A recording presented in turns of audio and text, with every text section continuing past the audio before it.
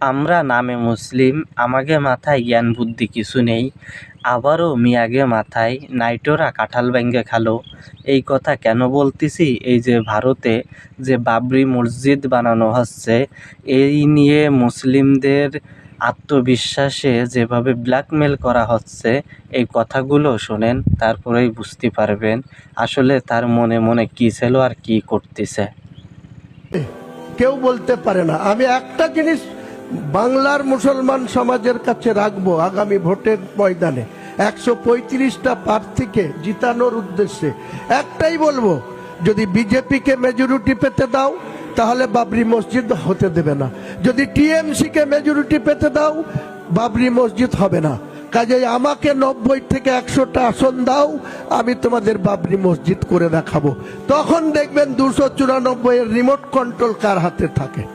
পরিষ্কার কথা, পরিষ্কার কথা। বাংলায় বাবরি মসজিদ প্রতিষ্ঠা করার জন্য আজকের দিনে হাজার হাজার লাখ লাখ মুসলমান হুমায়ুন কবিরকে প্রতিনিয়ত বলছে আপনি আগিয়ে চলুন, আমরা আপনার সঙ্গে আছি। সেটা উত্তর 24 পরগনা, দক্ষিণ 24 পরগনা, হাওড়া, হুগলি, নদিয়া, বীরভূম, পূর্ব বর্ধমান, পশ্চিম বর্ধমান, কুচবিহার, মালদা তো আছেই, মুর্শিদাবাদ তো আমার খাস তালুক। মানে আপনি মমতা বন্দ্যোপাধ্যায়ের ভোট ব্যাংকটা নিয়ে নিজের কাছে পুরোটা নিয়ে আপনি চাইছেন যে আপনি কিং মেকার হবেন। নিশ্চয়ই। আপনি